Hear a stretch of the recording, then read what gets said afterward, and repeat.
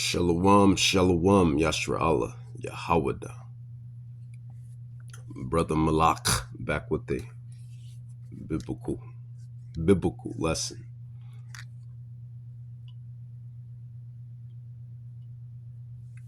The testimony of Yahweh Shai is the spirit of prophecy. The testimony of Yahweh Shai HaMashiach is the spirit of prophecy.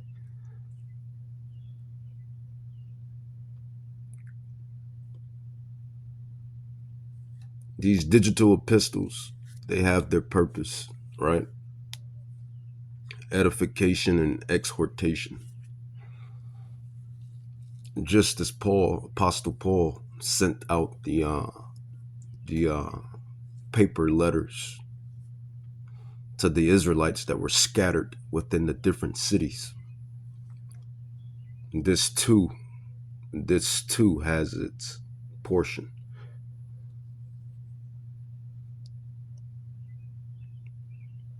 Along with the preaching and teaching on the highways and hedges. Now, I'll tell you time and time again, I'm not perfect by any means. I believe until the commandments and the laws and the statutes are put in our inward parts, I believe we're all works, apostrophe S, works and progress. I believe we're all works and progress until the laws and commandments and statutes are sealed within us. You know, that stony turned into fleshly. Hebrews 8:8 and Jeremiah 31:31.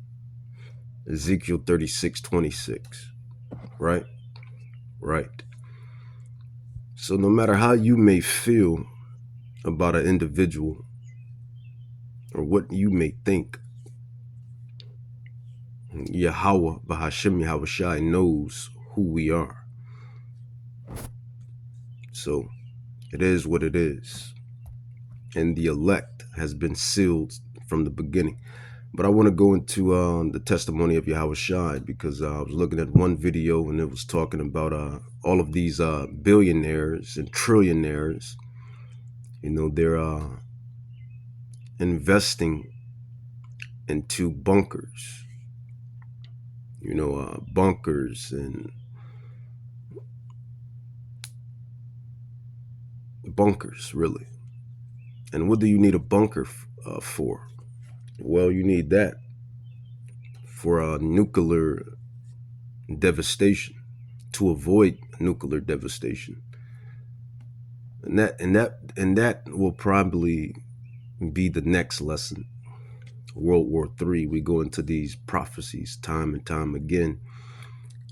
But this one is going to be specifically about Hamashiach Yahweh Shai because they all tie into one another. When World War III commences, Hamashiach Yahweh Shai and the heavenly host, they're going to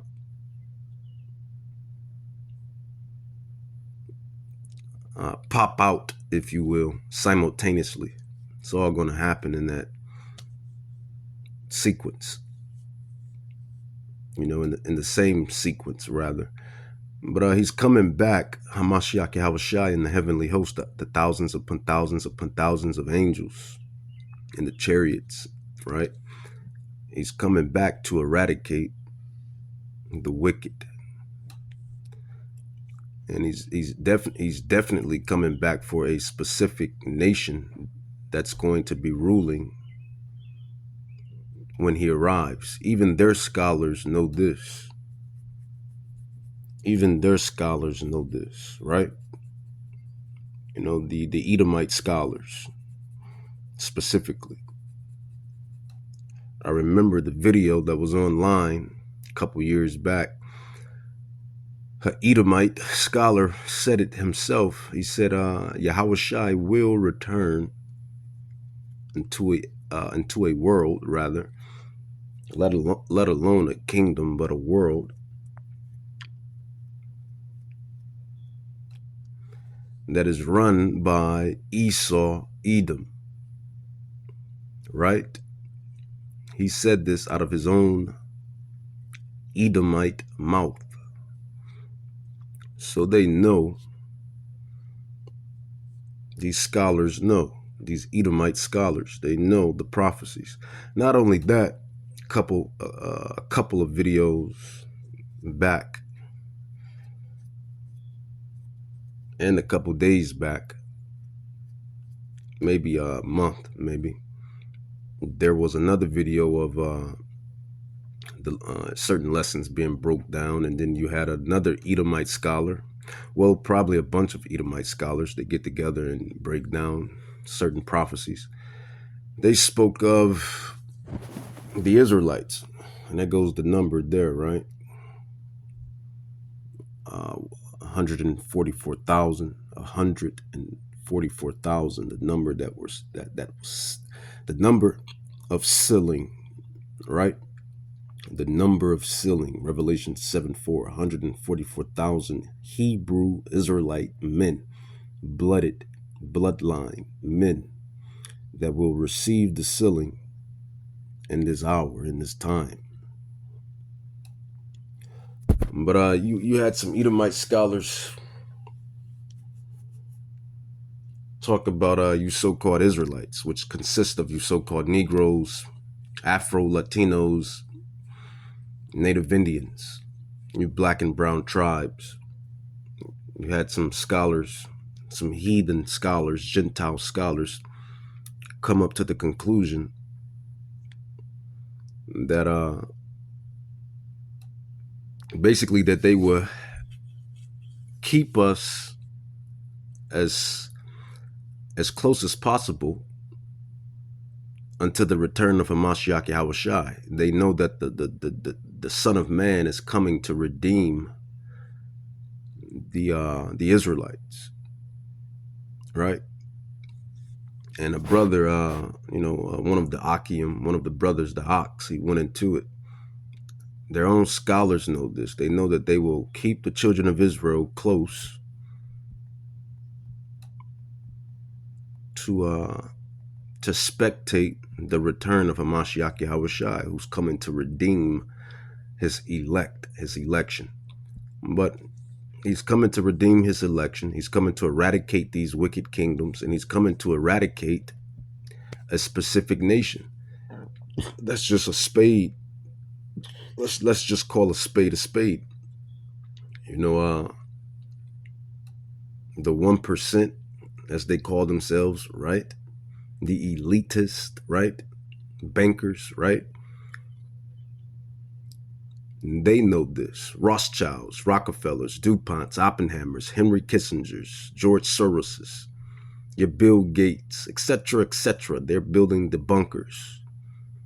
They're building these bunkers, these luxury bunkers under caves, rocks, dens, under waters, bodies of waters. Salach, right? Because they know the prophecies. They understand what's coming down the pike. They have scholars as well that study prophecies. But Yahushua Mashiach, he's coming to flip this whole place upside down and then flip it right back around, right? Let's dive into prophecy. That is the job of I hate calling myself this, but if I'm bringing out prophecies, then what am I? And what are the other brothers? And even to you sisters, right? I guess that makes us prophets and prophetess. No matter how you feel or what you see,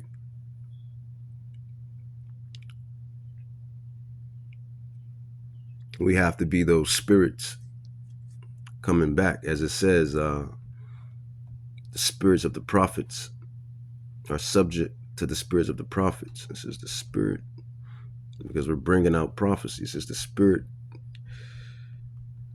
of the prophets. And the only reason why I hate calling myself that is because it's such a anointed position.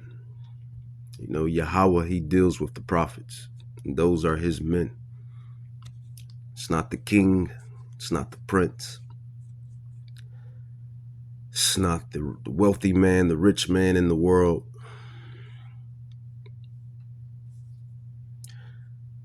It's his prophets. That is the Lord's men. And that is a noble, anointed, highly honored position, right? And it comes with its perks, comes with its benefits, and it also comes with its cons, like everything else in this life. Constantly fighting the flesh, constantly fighting spirits, constantly dwelling with whatever you have to dwell with, right? So more so I like servant, to keep it humble. But if we're bringing out prophecies, then what are we? It says the spirit of the prophets are subject to the spirit of the prophets.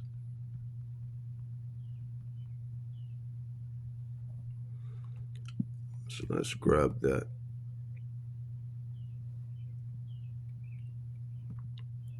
Yeah, the spirit of the prophets are subject to the spirit of the prophets. 1 Corinthians 14:32, it says, and the spirits of the prophets are subject to the prophets.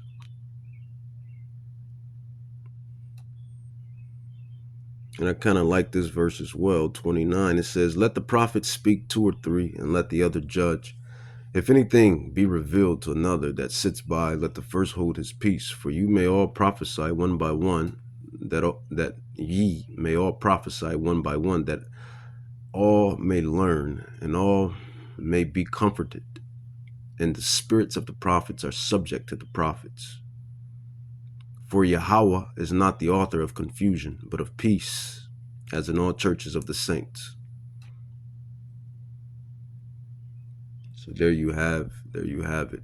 But Yahweh Shai, he's coming to eradicate this kingdom, and he's coming to eradicate a specific nation that has been wicked. And I just gave you a name drop of those certain individuals that represent that certain nation. It is what it is. It says, Isaiah 63 says, who is this that comes from Edom with dyed garments from Bozrah? When you do your research, your history, you know, your secular history, this is something that true scholars will do. You know, they go into the worldly history, the secular history, something that a Jehovah's Witness, a Christian, a Baptist, a Catholic, a non-denomination, a Mormon, a whatever else ideology and false doctrine that's out there, something that these individuals don't do. They don't go into secular history. They don't understand future eschatology. They don't even know about the Apocrypha, right? So you can't tell me, or you can't tell us nothing about the Bible, because this is our profession, as the prophecies state, your true profession. And to be great at anything in life, you have to dwell in it, practice it, study it, read it, dwell in it, put your spirit in it, right? And that's what we have done and do. Now, are we perfect? Not at all. I just gave you some game, if you will, really prophecy. Until the laws and commandments are put in our inward parts, until this stony is made into fleshly. Hebrews 8:8, Jeremiah 31:31, Ezekiel 36:26, when he will put the covenant within us, then will we be perfect. But just because we're not perfect doesn't mean we're not teaching or preaching the truth. The precepts upon precepts upon precepts upon precepts, the precepts upon precepts upon precepts, they line up perfectly. It says, Isaiah 63, who is this that comes from Edom with dyed garments from Bozrah? This is that is glorious in his apparel, traveling in the greatness of his strength. I that speak in righteousness, mighty to save, wherefore art thou red in thy apparel, and thy garments like him that treadeth in the wine fat. I have trodden the wine press alone, and of the people there was none with me, for I would tread them in my anger and trample them in my fury, and their blood shall be sprinkled upon my garments, and I will stain all my raiment. So this is poetic, metaphoric, but it's also literal, because this event, this prophecy is going to happen. It says, and their blood shall be sprinkled upon my garments, and I will stain all my raiment, for the day of vengeance is in my spirit heart, and the year of my redeemed is come. Who is the year of Yahushai, or Yahweh Bahashim? Yahushai is redeemed. It is the elect. It is the theme that goes throughout the whole scrolls, well, all of these scrolls. The election, the remnant, and those that were sealed, Revelation 7:4, the elect, Ephesians 1:4 and 5, Ephesians 1:11. You know, these Christians, they keep spewing out of their mouth that Yahushai died for the world. But in the same breath, Yahushai said he in John 17, he says, I care not for the world. So that's contradiction. And we know the word, the scrolls, does not contradict. Humans contradict. Yeah, we're living contradictions. Yeah, I'll say it. Truth is the truth, right? Mortal men contradict, but Yahweh, he doesn't contradict. So if you keep misinterpreting John 3:16, then that's on you. That's why you have to go through the precepts upon precepts upon precepts. That is the way to unlock the Da Vinci Code, if you will. Right? Right. So John 3:16, these Christians, these, as I call them, Bible casuals. When you casually do something, that means you're not really salakia. You're not really dedicated in it. You're casual. You know, you play sports, basketball. You're a basketball casual. You don't really know the game. You play football. You're a football casual. You're really not dedicated in the game. You don't know the game. Musician. You're casual. You're not really dedicated. You're not really disciplined in this class, in this industry. That's the point when I say casual. So these are Bible casuals. They're not the true scholars, nor are they the prophets. So John 3:16, when he says when they say that he says he's coming to save the world, well, in the same breath, John 17, he says, I come not for the world, but the people that Yahweh has sealed within this world. Those are who he prays for and protects and guides and anoints. So how is he coming to save the world? I'm kind of digressing, but it's all making its point, right?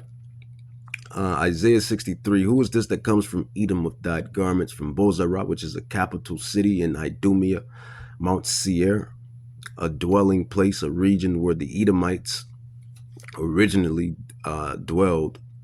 But then again, they originally didn't even dwell there, because there was another nation that dwelled there before the Edomites, I believe, came to Mount Seir. I forget the name of that nation, but that was a region that they dwelled in. It says, wherefore art thou red in thy apparel, and thy garments like him that treadeth in the wine fat? I have tread in the wine press alone, and the people there was none with me. For I would tread them in my anger, and trample them in my fury, and their blood should be sprinkled upon my garments, and I will stain all my raiment. For the day of vengeance is in my spirit, my heart, my mind, and the year of my redeemed is come, that is the elect. Yahweh willing, I be part of that number. If I'm not a part of that number, oh well. You know, just me speaking as a truthful man. Let's say if I don't get salvation, I get damnation. Well, I'll be resurrected back in the kingdom through one of the loins of the elect. But let's say I do get salvation, or you get salvation, and you pass the test, the trials, which we go through our tests and trials every day.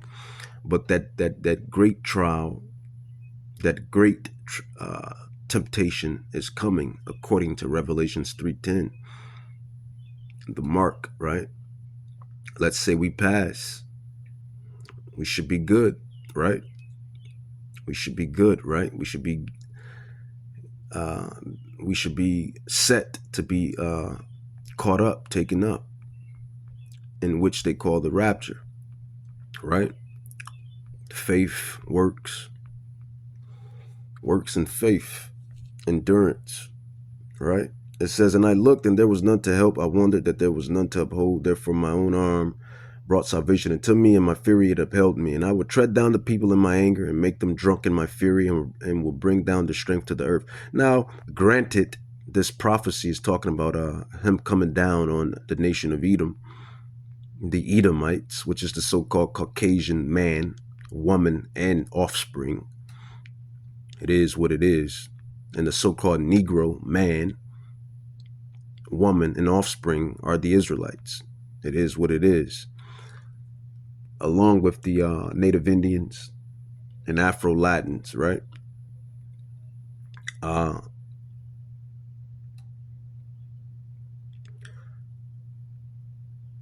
kind of lost my train of thought.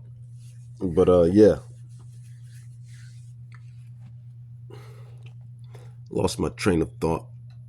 Pisses me off when I do such things, right? But he's coming. That's the point of this this lesson. He's coming.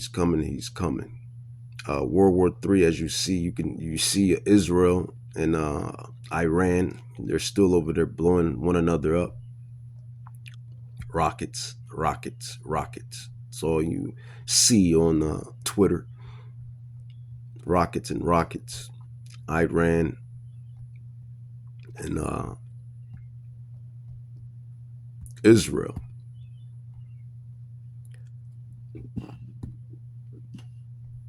Because prophecy is prophecy.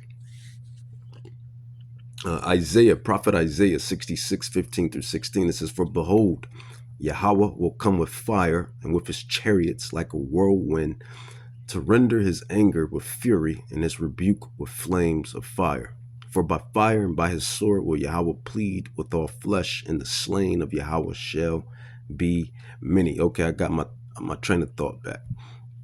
So, Barakatai Yahweh, Bahashim Yahushua, Barakatai. So yeah, it's not, even though that prophecy, Isaiah 63, is speaking about Bozrah, Edom, the Edomites, and coming down on them heavy, the 2/3 of Israel, you're going to be included in that too. The other nations, the other heathen nations, they're going to be included in that too. You know, you when you hear us bring out these prophecies, you may hear us really go hard on Esau, on Edom, on the nation of Esau, on the nation of Edom, on Idumea, Mount Seir. You hear us go hard on this particular nation, this specific nation. Why? Because, well, you can't have Superman, which is the Israelites. You can't have Batman, which is the Israelites.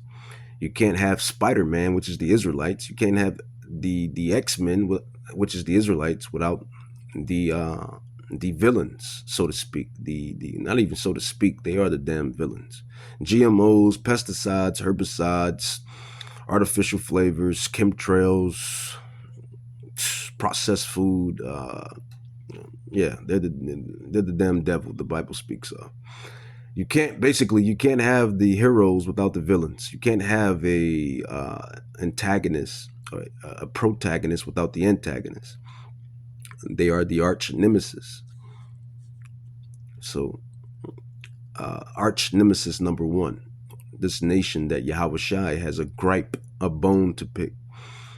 Bozrah, Mount Seir, Edom. If God and Jesus, who you call, has a problem with this nation, who are we to differ? if Yahweh has a problem with him, if Yahweh Shai has a problem with him, then who are we to differ? And we're nothing but dust, dirt, mortal, filthy men, right? It's just like in Coming to America, where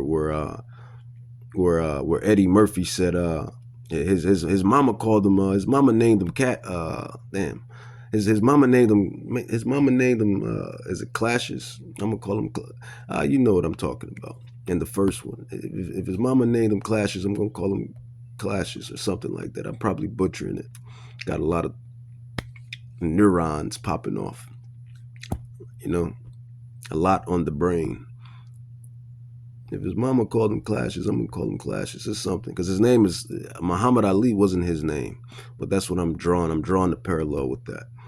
If Yahweh has a problem with this nation, then who am I not to have a problem with this people, with this villain in this story? And that's what I'm getting at. Let's continue. Isaiah 66, prophet Isaiah 66, 15 through 16. For behold, Yahweh will come with fire and with his chariot. I mean, and at the same token, that's why the world is the way it is. That's why the world is the way it is, because the damn devil rules the world, not the physical counterpart, which is Edom, the Edomites. Rape, rob, pillage the whole world. And we're going into the, and then you have certain Edomites, they like to say, well, it's not us. It's the 1%, the elitists, the globalists, the deep state that's destroying everything. But if I recall, and if I remember, y'all was the same ones vexing and oppressing the Israelites on those plantations, lynchings, and everything else. And Yahweh, he judges as a nation. And he judges individually, but he judges as a nation, predominantly. This is why he says in Lamentations, and I'm kind of precepting upon precept and precepting upon precept. And yeah, real biblical scholar, a real prophet. I'd rather be called a servant, if you will. Lamentations 4, 21 through 22, it says, rejoice and be glad, O daughter of Edom. He judges the nation that dwelleth in the land of Uz. The cup also, judgment, drag, also shall pass through into thee. Thou shalt be drunken and shall make thyself naked. It says, the punishment of thy iniquity is accomplished, O daughter of Zion. Every Israelite wasn't evil. Every Israelite wasn't going off. I mean, well, you're in this flesh, you're going to go off. But every Israelite wasn't just like the other ones, evil. Just that you had Israelites that were trying their greatest, if you will, to keep the commandments, to keep the commandments. I mean, that's what it's all about. The laws, the statutes, and commandments, and the faith. You had Israelites that were doing that, but they still went into captivity, still had to endure the captivity, punishments. It says, the punishment of thy iniquity is accomplished, O daughter of Zion. He will no more carry you away into captivity. He will visit them. He will visit thy iniquity, O daughters of Edom, or daughter of Edom. He will discover your secrets, discover your sins. And that's playing out as we speak. And this is just the beginning. And these scholars, real scholars, Edomite scholars specifically, they know this.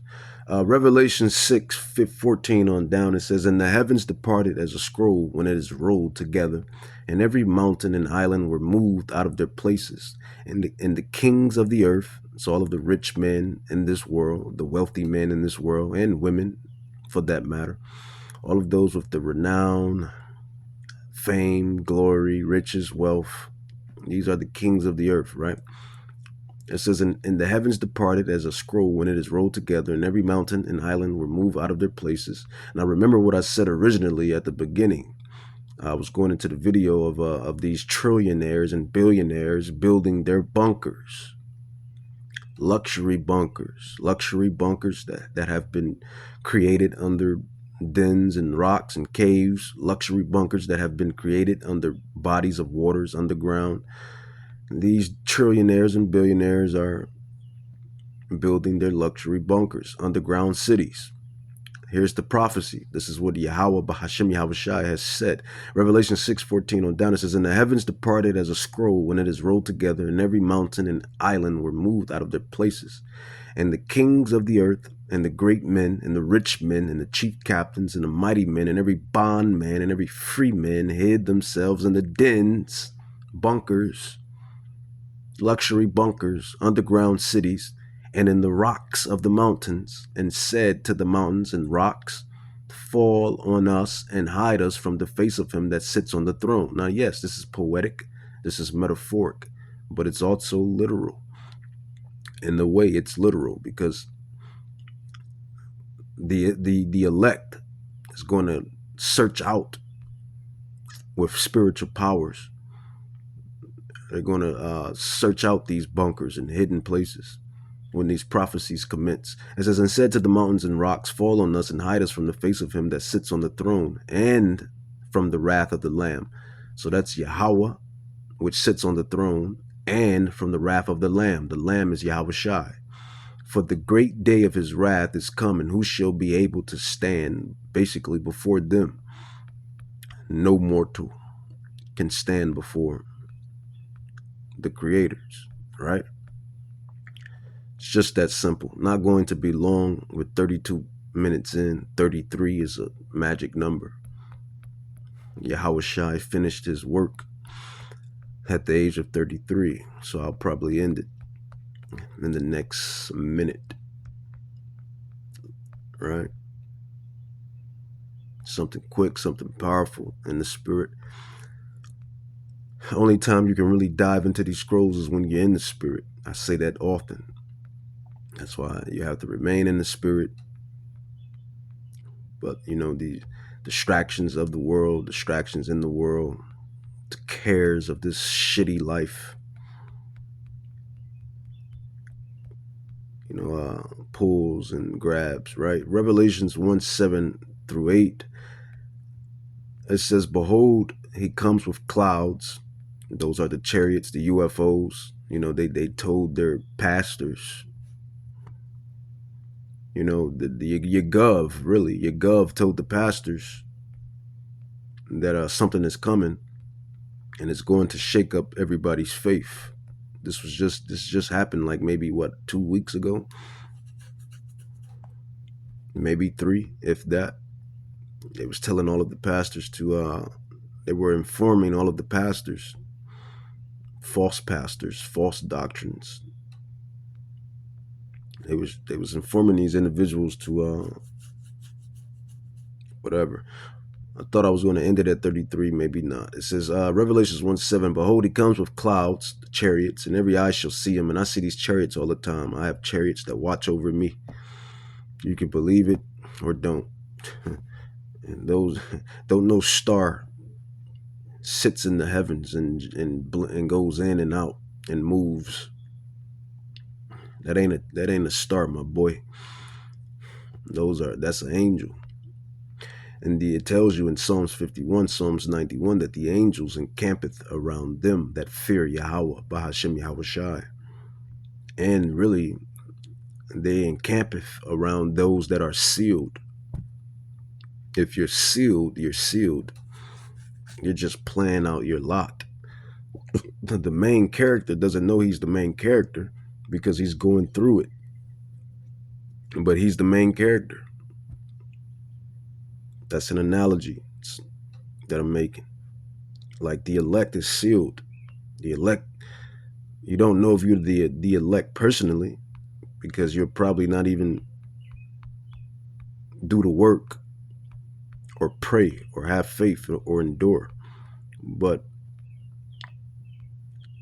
somebody got to be sealed around this place.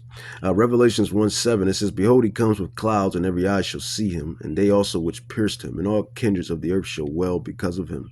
Even so, amen." It says, "I am Alpha and Omega, the beginning and the ending," said Yahweh, "which is and which was and which is to come, the Almighty." And that's just prophecy. So World War III is coming. The mark of the beast is coming. I mean, and I say this time and time again all the time, Yahweh Shai, Yahweh, he woke me up. Well, before he woke me up to who I am, and who my people are, and who we always have been, the Hebrew Israelites. For my case, specifically the tribe of the southern tribes, more than likely, Judah, Benjamin, and Levi. I mean, could be the northern tribes too. You don't really know. Could be Gad, could be Reuben, could be Ephraim, could be Simeon, could be Reuben, Gad, etc. But I believe I'm probably Judah, more than likely. Either Judah or Benjamin. Either Judah, Benjamin, or Gad. Those are my three picks. Gad, Benjamin, and Judah. I fall in one of those tribes. But yeah, man. This is prophecy. All of this is prophecy. Yeah, I wanted something else.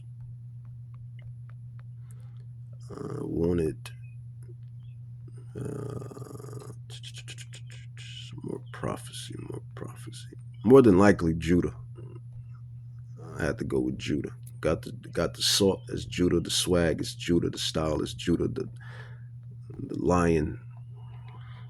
I feel like I resonate with the tribe of Judah, but it could be the tribe of Gad.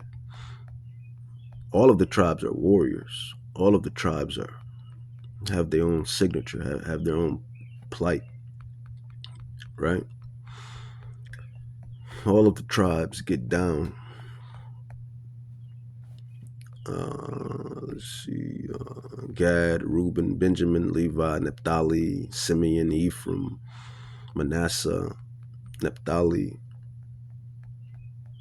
All of the tribes are peculiar and they are special. Sons and daughters of Yahweh Bahashim Yahweh Shai. What did I want? I wanted, okay, yeah, Luke 12. Apostle Luke. So yeah, you have these things on the rundown, so to speak. They're gonna come, man. Like I said, if I get salvation or damnation, if you get damnation or salvation, if they get salvation or damnation, it doesn't matter. Prophecies, these prophecies are set. Men lie, women lie, numbers lie when they're altered. But Yahweh, Bahashim Yahweh Shai, he never lies. And I'll end it with that. Luke 12:49. Luke 12:49. Luke 12:49. It says, "I am come to send fire on the earth." And that's metaphorical. That's poetically said, and that's literal. It says, "I am come to send fire on the earth, and what will I, if it already be kindled?" I mean, you have rumors of wars and wars and rumors. You know, you got Gaza, Palestine, damn near wiped out. Palestine, another genocide, right? You have Iran and